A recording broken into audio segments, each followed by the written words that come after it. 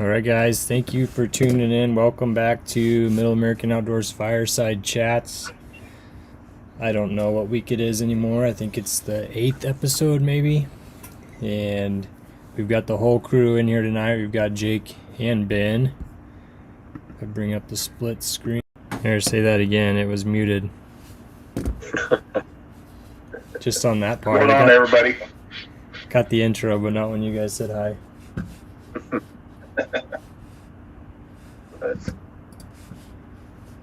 Let's see, so I'm opening up the lives behind me.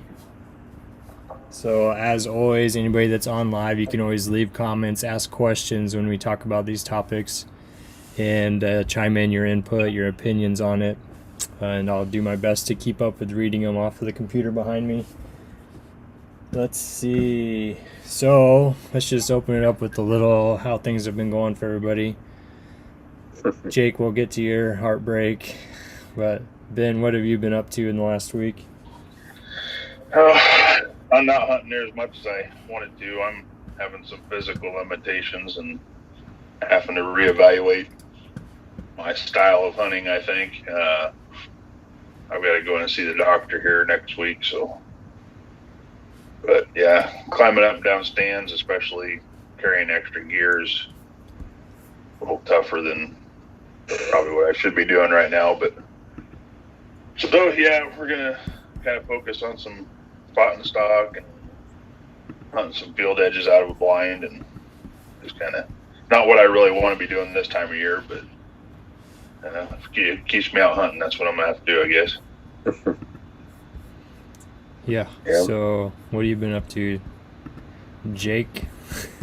Oh, I like how you guys laugh at that. Yeah, it's been a long last 24 hours now. I got one set in on Sunday. I plan to hunt all day, or both sets on Sunday, but right at light, had a shot at a nice whitetail. 4 shot by me.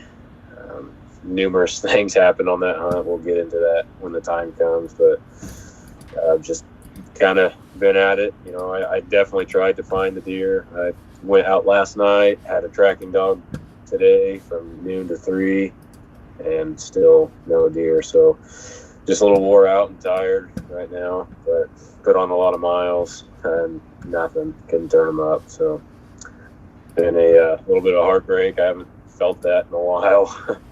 And since I when I first started, I had a mishap like that before, but it sucks. It does.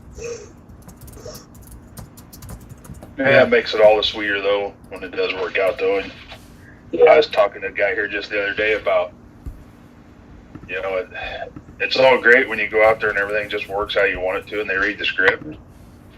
But if you don't have a certain amount of suck, Yeah. it just when everything does go right, it just makes it that much better. Yeah. It was just, the crazy thing is when I seen this deer come out in the field, it walked right under my other stand as well, but it's the same exact thing as my deer from last year, the exact same trail, and it just headed beelined at 250 yards across a wide open field right to my other stand. Just same thing that happened, and this time it didn't go as well as last year. But it happens, and everybody will see that here coming in the next week or so, probably. We'll get that up. yeah, that's that's so rough. I mean, everybody, you guys know I had the big miss last year. I was sick enough about it, and I didn't wound the deer. I cut him, I guess. I cut his leg, but we're all pretty certain, talking to Jake, that deer's probably dead. Seems like he's got to be dead somewhere. He's just can't be found. Yep. Just a lot of things happened during that hunt. After I shot the deer, a lot of things happened that could have spooked it numerous places, and where I didn't find it at night, even, creeping through the trees at night, I think it ran up into the pasture somewhere where when I wasn't either watching more or something like that. I just don't know. Coyotes have probably got it by now. Who knows? It's sad. It's sickening for sure. But there's nothing you can do except for think about the shots over and over again. But it's just the way it goes. Yeah. Well, not to glaze over a very meaningful topic there, but we'll get into stuff like that on another date. We'll get into that with Jake's video from that hunt as well. Yeah, it's been a rough start for all three of us, I would say. But we'll get into tonight's topic. Tonight's topic, we were going to go over some of our gear and some topics related to gear for, I would say specifically for tree stand, whitetail, archery, hunting, to keep it to basically what we do. Some of this gear would obviously cross over to be able to be used on a spot and stock, or a muley, or any of those kind of western style hunting even. But specifically to whitetail, tree stand, archery, we're not going to go into our filming gear. That's for another time. We'll get Matthew from Southern Pursuit back on here again, and at some point we'll go into a little bit more of talking gear. And basically our goal here is to go over some different categories of gear, and then just kind of do a brief rundown of basically what we are using or what we have used, what would be on our list of something that we maybe really want and look for in gear, and then lastly, what would be the bare minimum, like essential in that category if you're just getting started on a budget or not really sure you want to get in to where you have a $900 pair of binoculars or something like that, and it's going to be specifically gear related. We're not going to go into our bows. We'll save that for another time. Jake's going to be working on a video at some point on basically the essentials of what you need to get into just shooting a bow as far as target and release and stuff like that. And I think we all know that that can also go into the $300-400. The hunting public did that with Ethan Gooch, their intern. He went to the bow shop and they set him up with the bear package, like that under $500 get out and shoot bow, or you can get up into the $3,000, $4,000, $5,000 setups. But anyway, we're going to focus on what kind of gear we take to the tree stand with us, and maybe even get into a little bit of how that changes through the season. But to kick it off, let's start with, let's go with Ben. He's been hunting the longest. So my first topic on here was just the variety of gear and how it improves over the years, or how you improve your gear. How do you go about that over the years that you've been doing it, just in general? Well, when I first started, it was minimalist, just what I absolutely had to have. And then I kind of got into things that make the hunt easier or more comfortable. And I'm kind of leaning back towards that minimalist. But it varies too on the hunting style as well.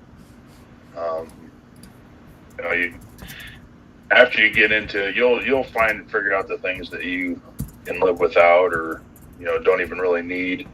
One thing that I've kind of decided, if I don't use it in 3 hunts, it stays home.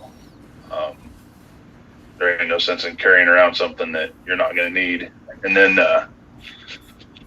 there's a lot of things that you need while you're hunting, or when you go on a hunt, but you don't necessarily need them while you're hunting.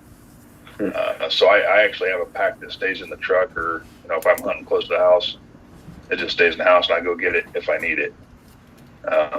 Mainly my like a recovery bag. Game. Yeah. So there's just a lot of variables there, and it's changed a lot over the years, and it changes throughout the season too. So yeah, and that's one of the topics that we'll get into, how it changes through the season. I agree. I also have the recovery bag now. I used to take processing stuff with me into public land. But in this tree stand style, I mean, even when you're going into public land, where I live, the public land pieces aren't thousands and thousands of acres, so you're maybe a mile or so into there. So at worst, you know, if you do have to recover game, you just walk a mile or so out, get your recovery bag, which is like a framed pack, your processing knife, and quartering bags, and cleanup, and etc. And that's a ton of gear that I used to carry that I don't have to anymore, just because, like Ben said, when I was out west, you know, we would take it because we might walk 3 or 4 miles in to some of those public pieces, and that would just be brutal. Yeah. That's when you're just gonna, you know, you're gonna quarter and bring it out. So we carry that stuff with you. But let's see, Jake, where do you go? Like, if you're looking into gear and you're trying to decide what's something that you would do, or where would you go to try to collect the information that you would need to make that decision, since especially in this world, and I know where Jake lives, Ben has a little bit easier access to Bass Pro or Cabela's or Big City, and I do as well, but like where Jake is, it's pretty tough to get to a place like that, so you're definitely probably not going and putting your hands on much gear unless it's a local, you know, mom and pop shop like the guy that you work for. But I'm sure even with that guy, it's limited to brand, whatever he carries. So if you want to get into stuff, where would you go to try to compare? Well, as far as archery gear and stuff, like you did say, I live kind of out here in the middle of nowhere. Kearney, Nebraska would be our closest Cabela's. That or go out to Denver, and you got a wide variety there. But I don't choose to go out to Colorado very often, just for the sake of 3-hour drive. What I normally do if I'm really looking into something, I do the research on YouTube. There's numerous videos on everything, reviews such as what we post and stuff like that. And I kind of go off of what other people say on the reviews and things like that, where I can't personally sit there and test it out. I'm an online buyer for sure. I mean, that's just the way this world is kind of turning to now. So I definitely look at the reviews and stuff like that on Facebook's. You know, I type in, you know, the best, you know, 2020 top tree stands or whatever, and it kind of breaks down why these things are the best. But that's what I do. And of course, gun gear. I mean, if you're that's strictly archery, but like rifle gear and stuff like that, I do choose to go through my work employer. They do have a good variety of gun stuff to go through there, but sticking with archery, it's definitely has to be online or a couple-hour drive.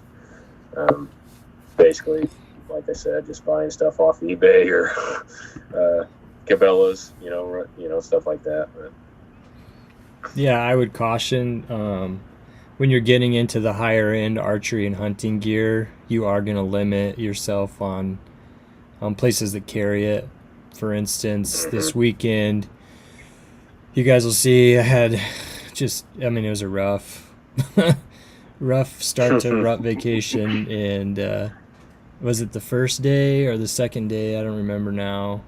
I lost my release at some point, and I used the thumb button, Stanley Pursuit release, and I do have, I think it's by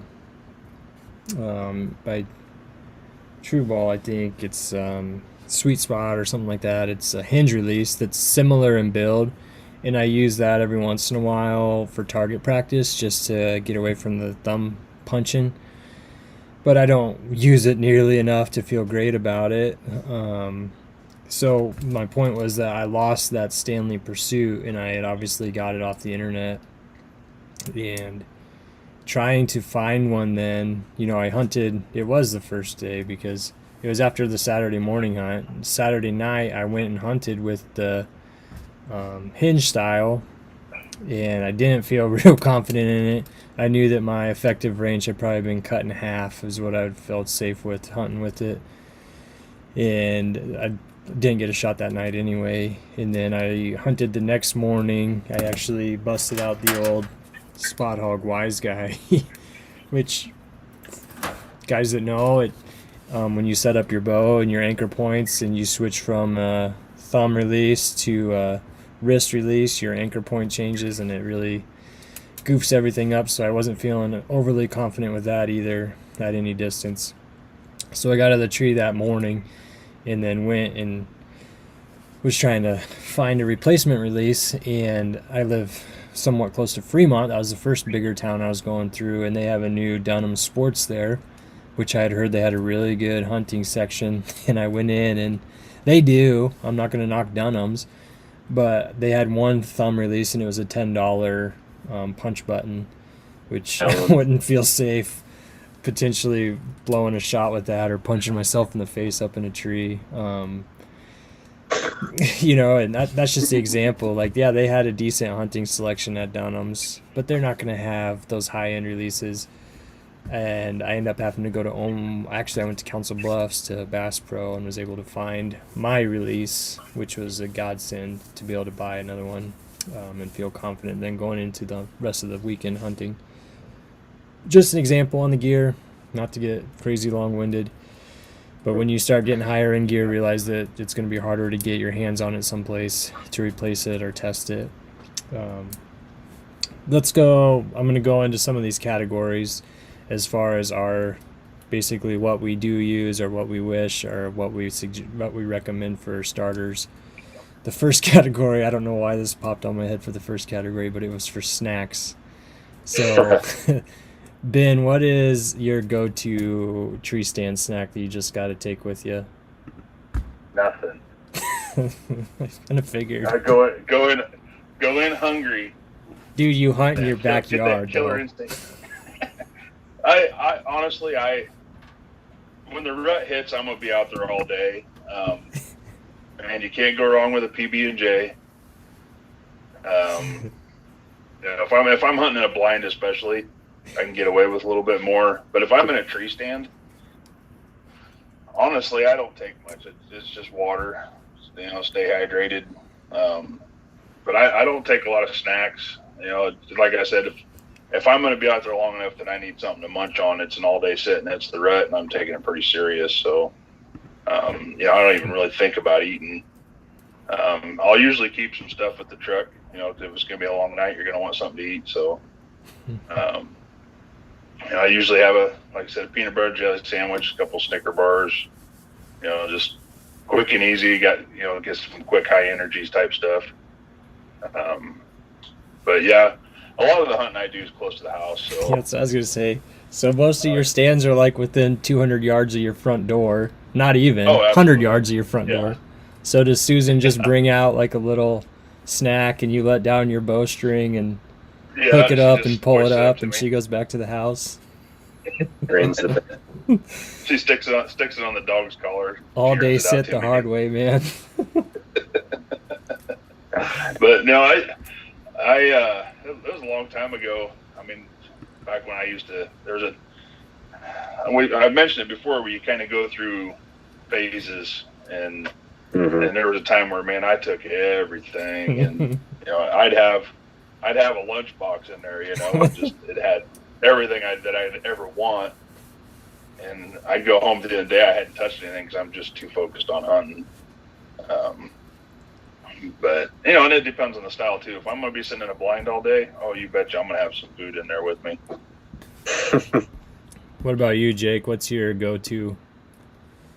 Yeah, I'm kind of a big snack guy. I honestly, I just always have been. I keep granola bars. Go-to there's the Nature Valley Crunchy Oats and Honey one. I'm pretty particular about that. I try to get a box at the beginning of the year. And then I like beef steaks or stuff like that. Last year, I remember eating one right before I killed my buck. It was literally put the wrapper in my pocket and shot that deer. But so different types of meat sticks and stuff like that.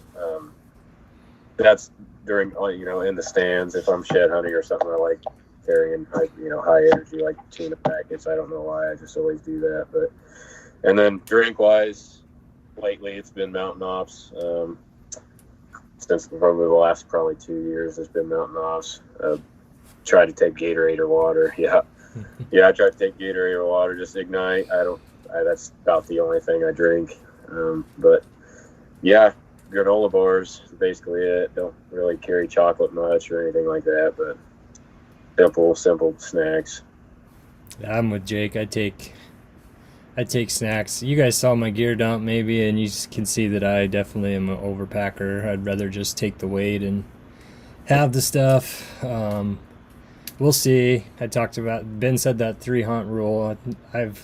I know this year when I go to put everything away, I'm going to look at if I actually ever used it the entire season.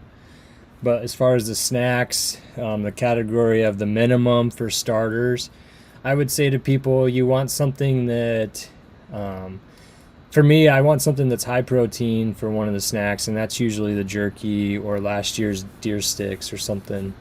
And then you want something that's high sugar for like quick energy. I usually have some deer sticks, some trail mix with M&Ms in it or something, raisins and stuff, and then some pure sugar. Like I always have Sour Patch Kids in my pack. I don't know why, but I'm like super addicted to having those things in the tree stand. So I've always got Sour Patch Kids with me when I'm hunting. And the big thing to consider is the wrappers. Getting it into a bag that's quiet. They do make, there's somebody that made them. I'd be hesitant to buy them now, given some things that have happened or accusations recently, but there was a very famous hunting couple who makes silent snack bags that if you could find something like that, they would be really good to use. I just use Ziploc bags. They're at least a little bit more quiet than the candy wrappers and stuff are, and even the beef sticks, I cut them up and put them in Ziploc bags.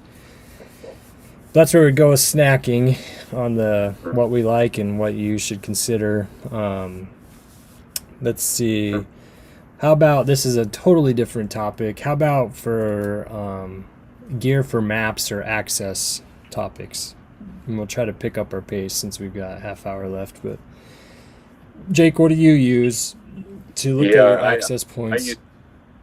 I use both Onyx and Hunt Stand, but more Hunt Stand. That's what I'm familiar with. I don't know if anybody uses that or what, but I have the premium trial or whatever, premium deal. I get, all the landowners' names and everything. It's not as expensive in Onyx. That's why I'm using the basic. It's I would say the bare necessities. You don't have to. You can use the plot map or whatever, but I just use that. Hunt Stand is just simple and easy for me. Yeah, mine's kind of the opposite. I started out with a Hunt Stand and just their basic one, just to give, just to have the topo maps, all that. And then on one of the subscription boxes, I got a subscription to Onyx, and so I've been using that for the last year just because it was free. Well, I paid for it, but yeah. I had the subscription to it, so I've been using that, and it's good too. I don't know as if one's better than the other. They both have drawbacks, but they both work. Those are the two that I use, Hunt Stand and Onyx. Yeah, and we are all using them for some public access and knowing what's public and not. I would put up a caution for guys that are looking to get into this stuff that either one of those are great. There's other options out there too that are even more expensive. Put up caution that those are not the law, right? So they might not be updated, and just because it's not updated isn't you can't claim ignorance there. Like in the state of Nebraska, I'm sure that's in all the states, but I'm just speaking for Nebraska, that's where I'm at. You can get the public access atlas, which they print every year, and Yep. You don't have to pay for it. In Nebraska, you can just go to the Nebraska Game and Parks website. You can go and request brochures. You can request the big game guide. You can request the public access atlas for that year, fishing guide, all those things. And they'll send them to your house for free. All you have to do is go online and request them.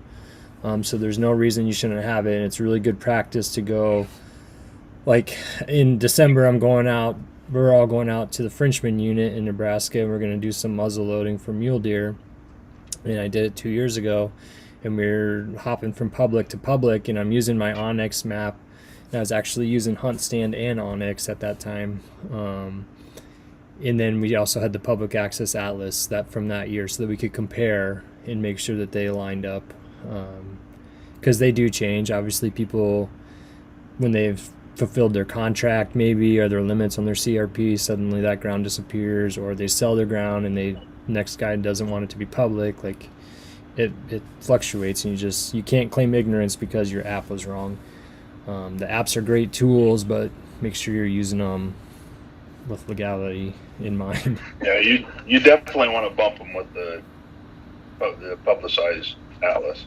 And some of them you just got to make sure they're updating, and whatnot. And Jake said Hunt Stand. I've used Hunt Stand too. Like I said, there's other ones out there. You just have to find what you like. The next topic, this is where it can get get pretty pricey, but for the tree stand, whitetail archery hunter optics, Ben, what are you using right now for your optics when you go to the stand? Right now, all I use is my rangefinder. Pretty much everything that I hunt, I can't see more than 80 yards, 100 yards tops. So if there's something kind of on that fringe, and I just want to see if it's a buck or a doe, I mean, it's, see if it's something I want to, throw a grunt call at or something like that. I can get my rangefinder out, and, I can at least identify what it is. Now, if I'm going to go down on the river bottom, where I might be looking 300, 400 yards, I've just got I can't remember what magnification it is, but it's a Vortex Diamondback. Love that thing. It's fairly small, lightweight, and it works great. I'm super happy with Vortex optics.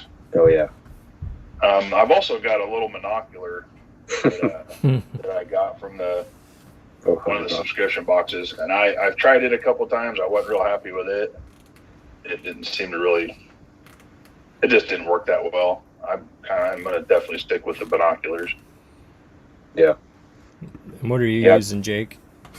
I try to carry, if I remember, bringing back to this hunt. Anyway, but I try to use the Vortex binoculars 10x50, which is plenty out of a tree stand, but here in Kansas you can see quite the ways.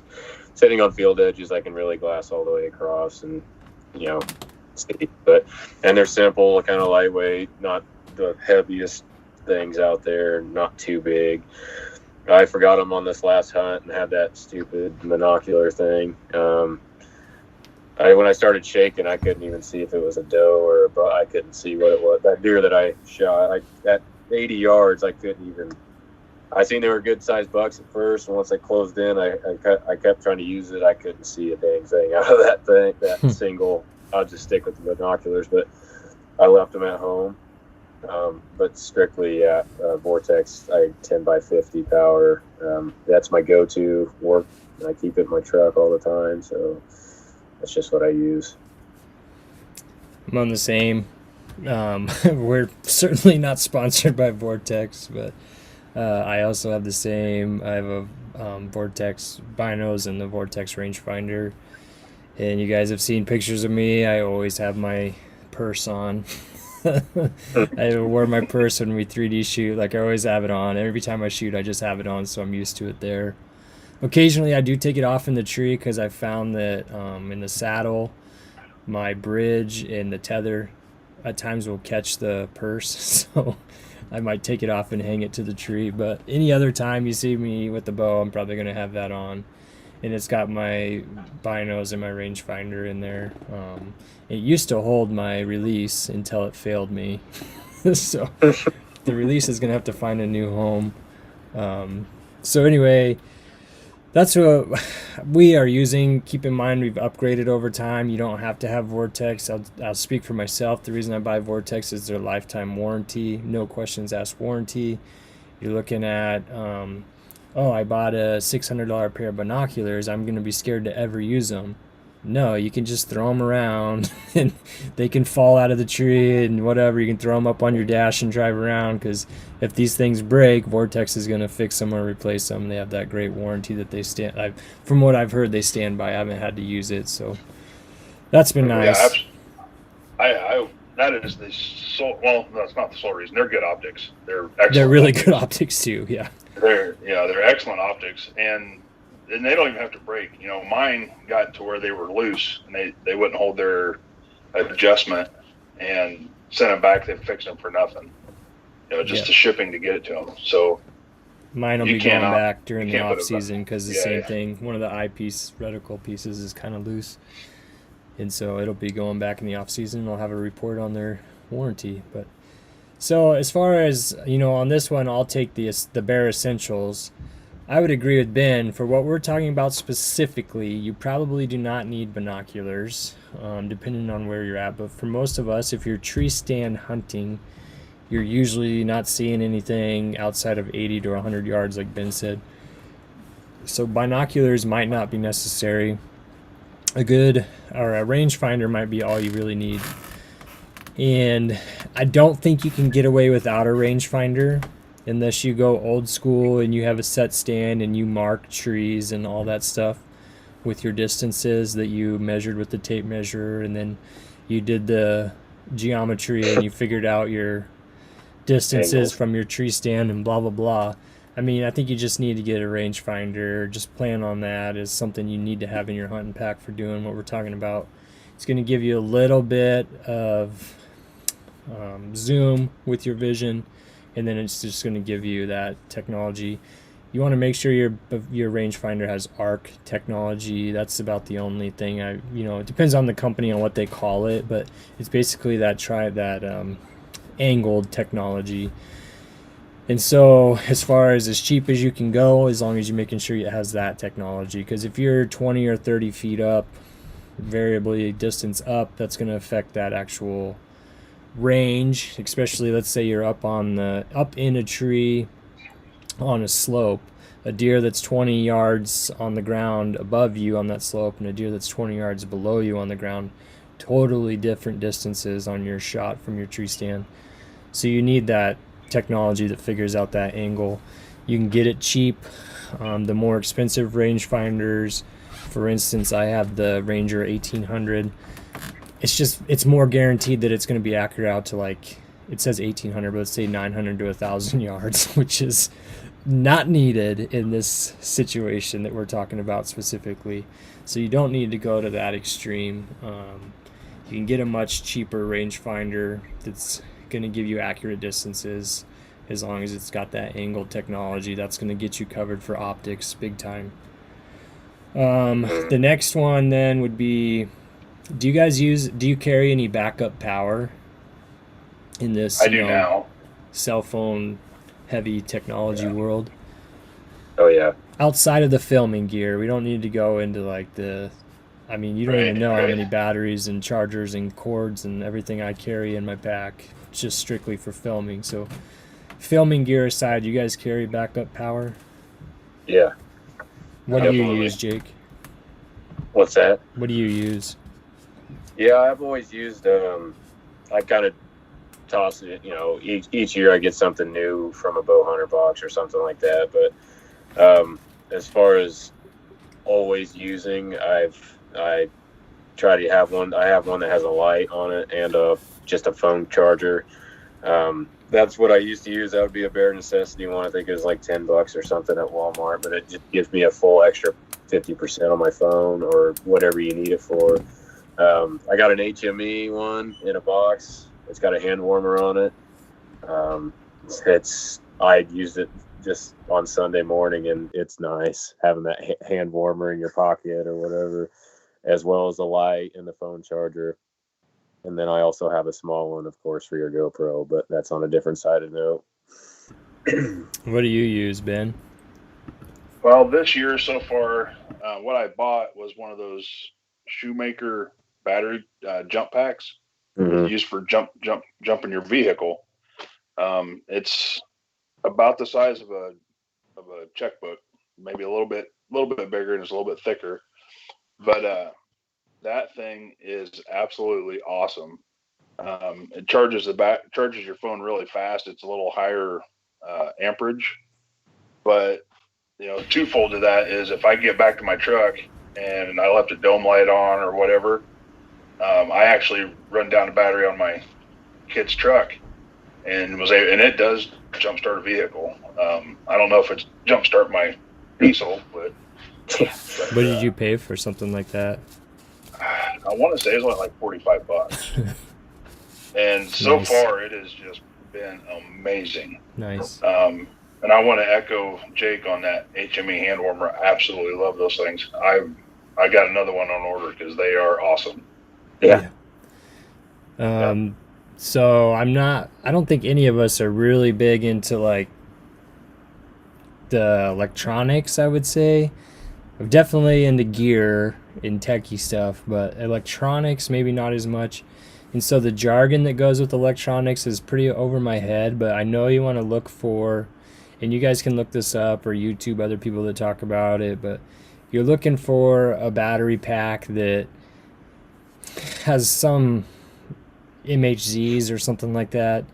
And that was like, the higher that was, the faster it'll charge your battery. And also there was some other number of like the total power that it could actually store, etc. I'm like Jake, like when I'm looking for, I need something to charge my phone.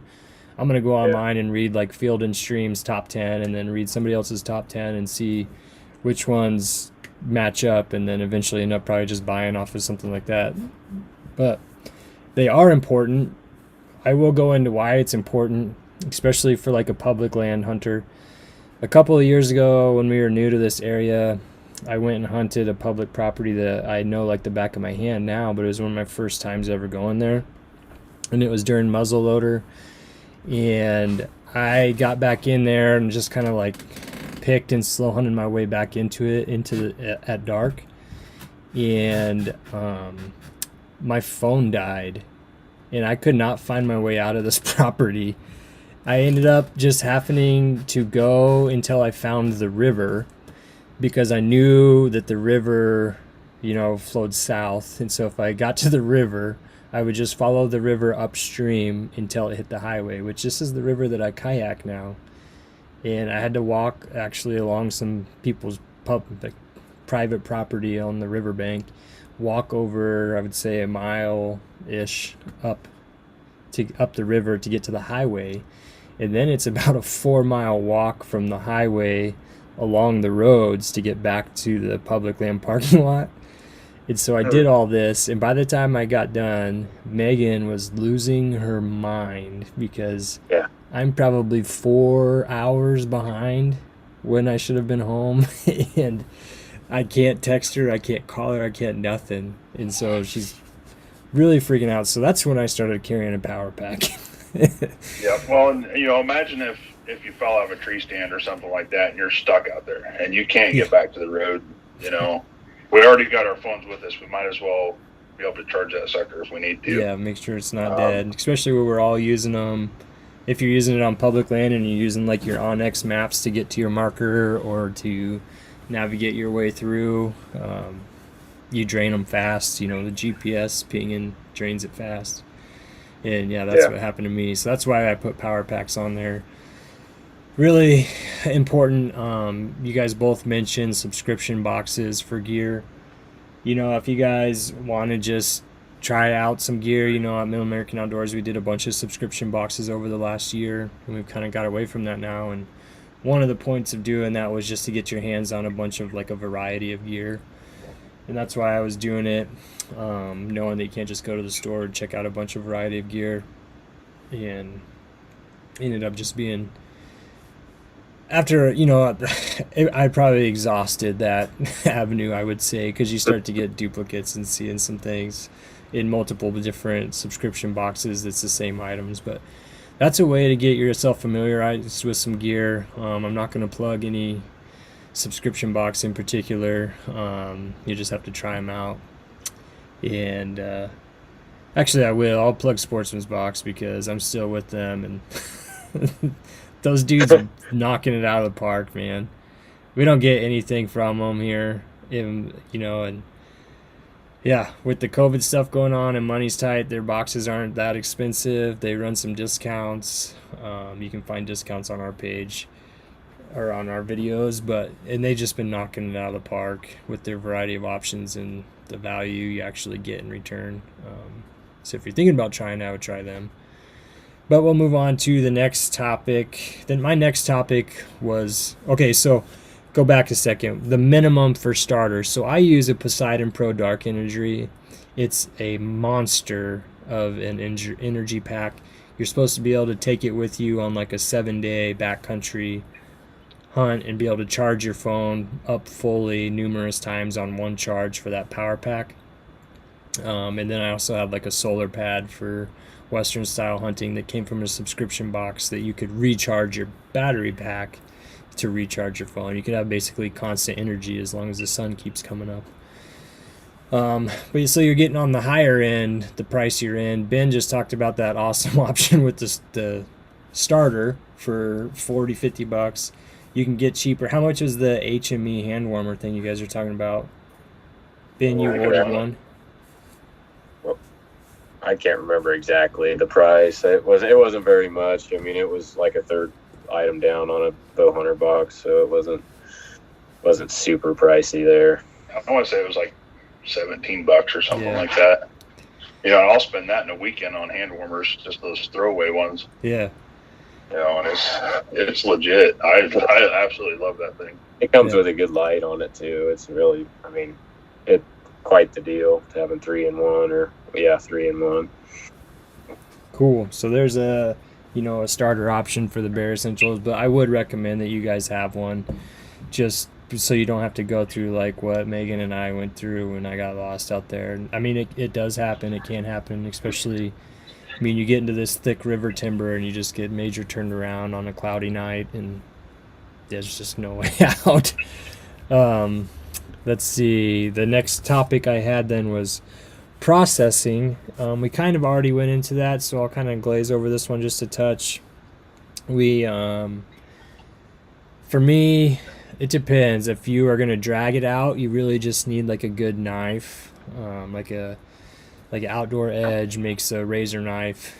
So these things start to vary too as far as your knife. Are you good at sharpening knives and maintaining a high quality knife? Like if you go buy a Benchmade Skinner, mountain Skinner with a gut hook, are you going to be able to keep that thing sharp enough to justify buying a $150 knife with high quality steel? If not, then or do you have the time or even desire to do that kind of stuff? If not, get these replaceable razor knives, like the outdoor edge style knives with replace the razor, got the gut hook on most of them.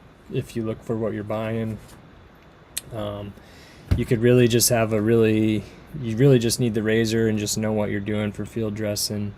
You don't even need the gut hook. So a simple, cheap option there. And that's if you're going to field dress and drag out. That's all you really need is that knife.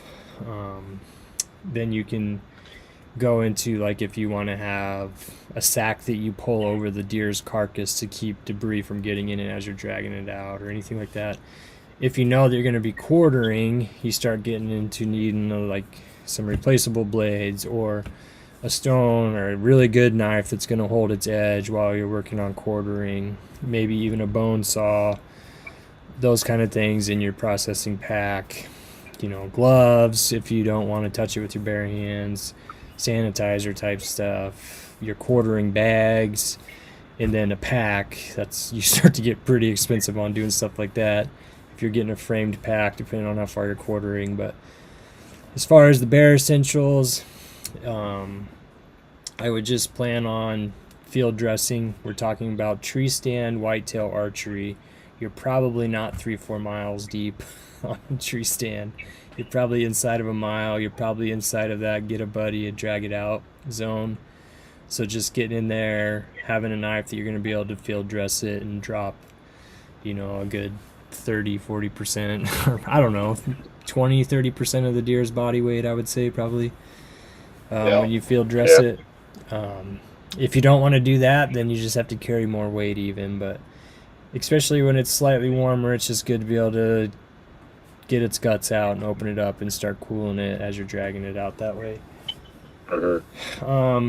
So yeah, like I said, bare minimum for starters would be just a knife that you can keep sharp. Either you keep it sharp or has replaceable blades, and you're good to go. And you can also go into drag ropes, these different kinds of gear out there.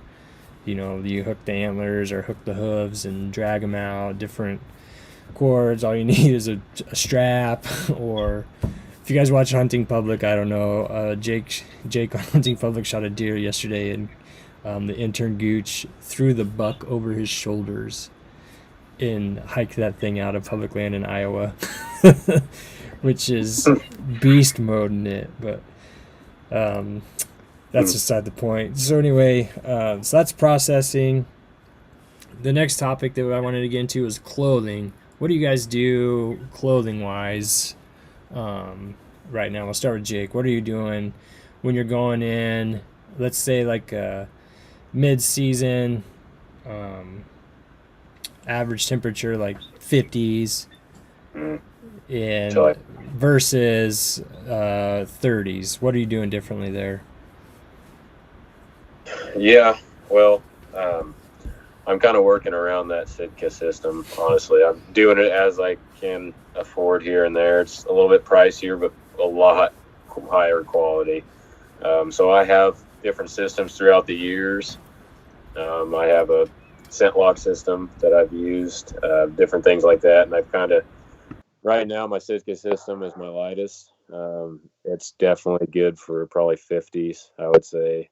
My night sits in the afternoon right now, possibly, but morning sits, I use my a scent lock bib, not necessarily bibs, but they're fleece lined, a little bit warmer, definitely wearing a base layer, but definitely not top of the line there.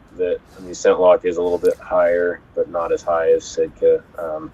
Definitely affordable and quality from what I've always used, but switching over to the Sitka, possibly, for sure have a good system by next year. I'm just piecing it together here and there, trying to, not make it so hard on myself. Yeah, and you guys have seen, I'm actually running Sitka this year, and I plan to do a video during the off season of the different layers I'm running. I really like it because you can start to layer up. It's almost like a curse for me though, because I've so overpacked on everything, and I way overthink everything and overanalyze gear, and now you've got Sitka where it's just like, holy crap.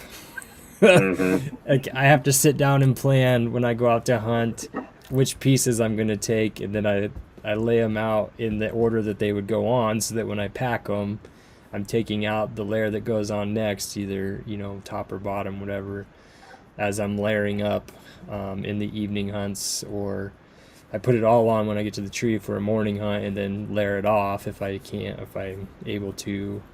My tip would be with the gear or with the clothing is underdress on your way in. That's the biggest part. Even with the Sitka stuff, I'm walking in sometimes in my base layers. Maybe I have the pants on and just the base layer top. Even when it's colder, you want to be almost borderline cold going in versus overheating and getting there and being all sweaty and then not being able to add more because you wore too much going in. So that's a big part on this layering stuff. Ben, for you on the layering, what would you recommend for somebody just for starting? Obviously, hey, if you're getting into hunting, you're not going to go out and buy Sitka layers and then turn out that you don't want to be hunting anymore. Right. So, like, I can't tell you how many thousands of dollars I've spent on clothing over the years. What it all comes down to for me, the nuts and bolts of it.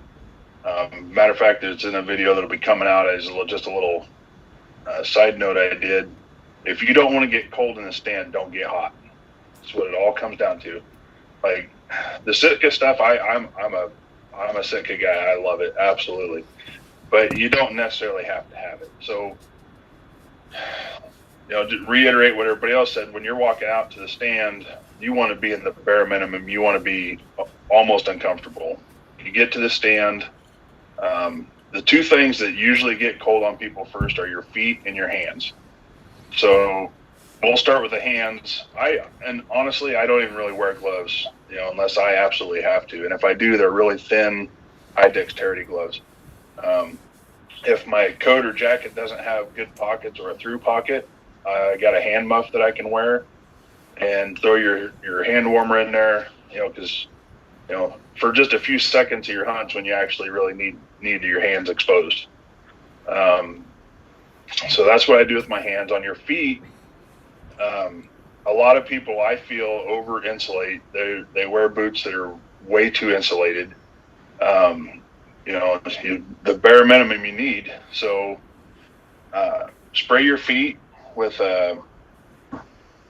unscented antiperspirant aerosol to keep your feet from sweating, first of all. Wear a thinner sock. You get your tree stand, pull that thinner sock off, put your warmer one on right before you climb up your stand. Because as you're walking in there, your feet are going to sweat. And so when you get up and you sit in your stand 30 minutes later, your feet are getting cold. It's probably because they got sweaty. Mm-hmm. So that's kind of my tips on that. Other than that, everything else is just the standard, just layer up and only add it as you need it. And, like Matt said, a good tip is to pack it how you're going to put it on.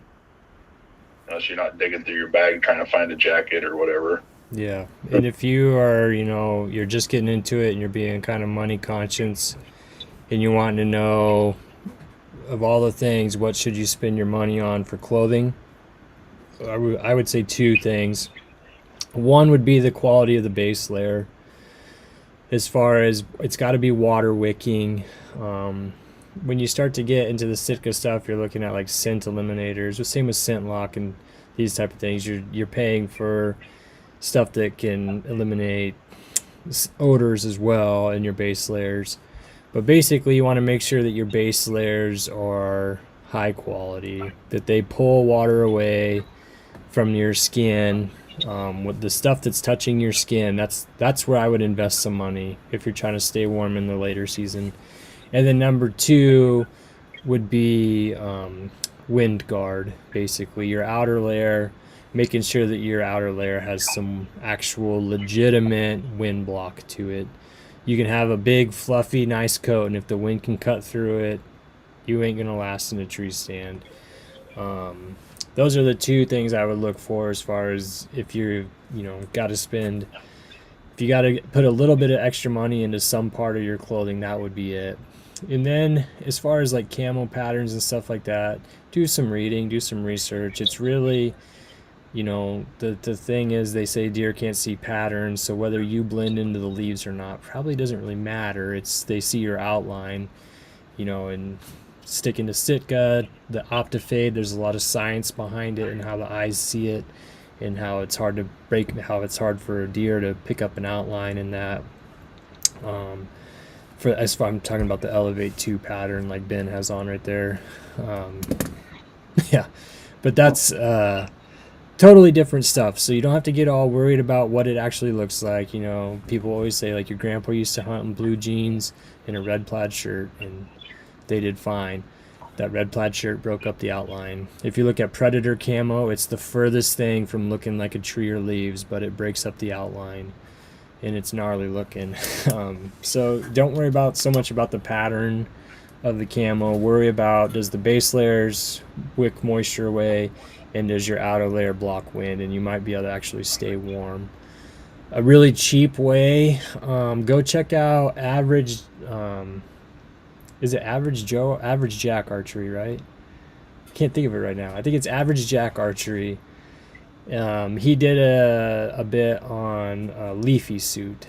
And a leafy suit would actually, if you're doing it on a budget, it would probably help you a ton, because you can wear your Carhartt bibs or whatever you already currently own that's, even like a down jacket or whatever that's warm but would be noisy, and then you put the leafy suit over it. Not only have you gained camouflage, you've gained noise blocker by the jacket not rubbing on itself. It's one way to take what you already own from non-hunting purposes that keeps you warm and turn it into hunting purposes just by throwing these leafy suits on over top. I've got a real good friend that swears by them. Yeah, and he does a really good video on it, so I'm pretty sure it's Average Jack Archery. I'm just kind of tired, so it's not popping in my head. The last category is calls. Jake, what are you using for a call? Ground call is the extinguisher. just you tried it out. You had tried it. I don't know if you're still using it or not, but I am. that's what I switched to, just for the ease and not having to break it open like the Primos and switch the reeds around or switch the rubber bands. I just slide a deal. I think they're not too pricey. Before that, I just used the standard Primos bolt or whatever it is. I can't remember. Just something from Walmart. You can make it as deep or as doe sounding as possible. I mean, it just doesn't matter. Estrus call is just a little can. I don't use that hardly ever. Have rarely had luck with that for some reason. I don't. And rattling antlers is a new set I found the previous year always, and I cut the brow tines off so I don't smash my thumbs and stuff like that. But I always keep fresh antlers, which in that hunt last week, they fell out of the tree stand at dark and made the loudest noise. It was just a conglomeration. Maybe that's what called this buck in. No, I'm kidding. But it banged every ladder on the way down.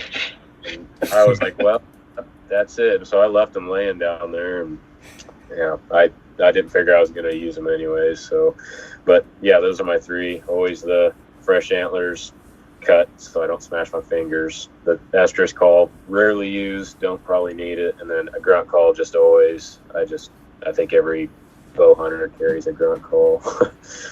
Yeah, and then I'll wrap this one. I use an extinguisher too, and as far as what you guys need to get started, you don't need it at all. And if you're just getting started hunting, I almost advise you not to have it, because you're going to be tempted to hit it, and you're probably going to hurt yourself more than anything. It's not elk hunting. It's not call and response. It's a tool and can be a very effective tool at the right time with the right picture. But if you're just getting started hunting, I think my advice would be to not get one and let that go until you've got a little more information on that. Once you've got information on it, you should be able to tell what kind of call you would want. I like the extinguisher because it has the full range of, the deep grunt buck. It's got the doe and it's got the fawn, and you can slide up in between the buck and the doe, and you can give kind of a younger buck wanting to fight. It does 3-in-1. That's what I carry. I hardly ever use it. Use it to try to turn a deer around. That's about it. Otherwise, I would just not get one. It's too tempting to do it and screw around, and you blind call. We kind of talked about this last week. You blind call and you'll never even know that you busted a deer out of there because they're too far away and they won't even come in then. But the last little category I'll kick to Ben because he mentioned this, and then we'll wrap up and have this over with. But Ben had talked about how your gear changes throughout the year. How would you kind of run that down just briefly, Ben, so that people understand the difference in the early season hunting to late season and through rut into late season? What's all changing for you? Well, the first few sits I don't take a whole lot. There a lot of those are observation sits, so I don't take a whole lot of gear with me. Very minimalist approach. As the rut kicks in and starts ramping up, about like right now, I'll start adding in a grunt tube. Like you said earlier, I don't take that thing with me because I'm one of those types that's tempted to use it. Deer are a vocal animal, but if you spend some time watching them, they're not very loud. There can be a deer 50 yards away and they're making all kinds of noise, but you're not going to hear them. They're real subtle. So as the rut kicks in, I start adding a little bit more of my noisemakers, a set of whatever I use to rattle. And then I start, as the temperature, a lot of it's temperature based. So the biggest things that change is my extra layers, extra socks, the extra hand warmer, stuff like that. Like we were saying earlier, what has changed through the years is I get to where I leave a lot of the gear in the truck, mostly being my butchering stuff. Mm-hmm. And don't be afraid. Kind of my wrap up on the whole thing of gear related is don't be afraid to try things. What what works for somebody else might not work for you, and vice versa. Don't be afraid to buy used stuff. Just reach out on the phone. Do not hesitate to buy some used stuff, just to try it out. That's pretty much all I got for it. If you're looking for gear or for gear advice, definitely shoot us some questions. Those guys that have seen stuff, that I'm loaded with gear here and probably have some to sell. But definitely gear advice. I think, we switch a lot of stuff around. You see me switch a lot of stuff around because I like tinkering way too much, and we're to the point where tinkering with your bow is not allowed. So I have to start tinkering with everything else, be it your hunting pack or whatever it is. It's always going to be, for me, it's always going to be changing. Keep my hands busy, I guess. But hey, I want to touch on something that kind of hit home with me just there. You talked about tinkering with your bow. Yeah. Don't mess with your bow, but go out and shoot that sucker. Oh yeah. We're a month into the season, and I know a lot of people that finally get that shot on that deer, and something happened to their bow. It got banged in the truck, or that it happens. It's a legit issue. So get out there and shoot your bow throughout the season as often as you can. Yeah. Last weekend, I always take a few shots when I get to wherever I'm going. I throw the ball out, the 18-1, and I take a few shots. And last weekend, I threw it out, and I anchored, and the peep was not lining up right. And it turns out the nose button had slid. So when I anchored, it just wasn't right. So I ended up having to shoot a little bit more and shoot that nose button back in to where it was, and brought it home and tied it in better so it wouldn't move anymore. But I would not have known. I would have come to full draw, and my circles would have been offset, and it obviously didn't look right. And then on the same note, on Saturday afternoon when I went back out to hunt, I went to do those 2 or 3 shots, and I couldn't find my release. So, I could have been up in the tree, tied in, gear all in, and I would have had nothing. And because I do those shots beforehand, I realized I didn't have my release, and I drove home to try to find it real quick and was able to grab my hinge, so it saved my butt. There's 2 examples where it saved my butt. But really, like Ben said, your bow should have been golden. So if you go out and you shoot right now and you're missing, it's probably something with you that you're doing, and you need to be shooting more so that you're not doing that anymore. Don't be tinkering with your bow. Don't be sliding your scope around, and not your scope, but sliding your sight around or changing your poundage. That's my stupidity from years past, is screwing with the poundage during season. And it's just a good point there. That's something else that you have a little bit of experience with. Also, it's getting colder, so we've got more clothes on. You should shoot throughout the year with what you hunt with, but it's when it's 100 degrees out, you're not going to go out and throw your big puffy coat on. It's cooled off in the evenings. Throw that sucker on, go out and shoot a few rounds, and just get used to it. Yeah, Ben's referencing when I had the huge miss last year. My string got caught on the collar of my giant coat I had on, and to my credit, I had shot with that coat on. It was just in my basement, and a little more ideal position of standing compared to what the position I was in to try to get that shot off. Small tip: tuck your collars in. On your bow arm, if you're wondering or you're worried about it, on your bow arm, just tuck those collars back down inside the coat and get them suckers out of the way, because that's kind of what happened there. Cool. Well, that's kind of a brief review, I guess, of a lot of different gear, kind of what we use. We didn't really go into what we wish we had, but other than we all were talking a lot about Sitka, I guess, but what we use. And then as far as the bare minimums to get started, that's kind of our advice on it. Like we've always say, if you guys have any questions, feel free to reach out. We all have a lot of gear. We've all used a lot of different gear over the years. We all have the experience of using the bare minimum.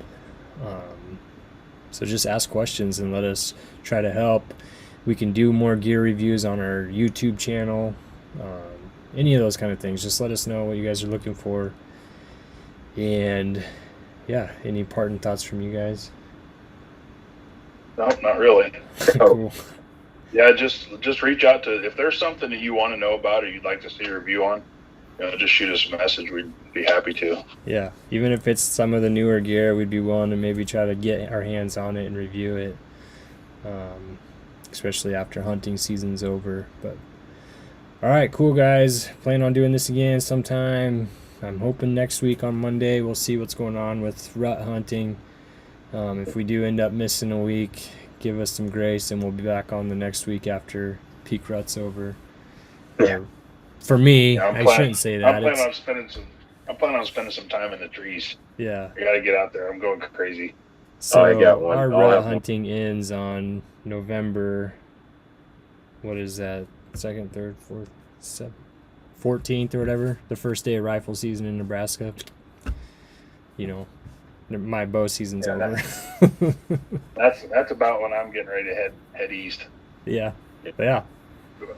On the 18th, I'm heading out to hunt bears. So with taking a couple of veterans out there in North Carolina, I'll probably be MIA that one.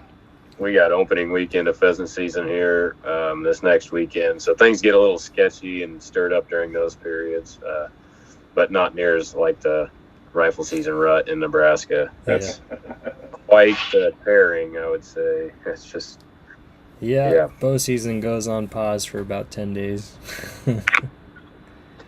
All right, cool. Well, thanks, guys. We'll keep you updated on our website or on our pages about when the next one's going to be, and maybe we'll try to get Matthew back in here for another talk on the next phase of the self-filming stuff. But keep watching videos, and like I said, let us know what you guys want to see or any questions you have. And we'll see you next time. Thanks. all right.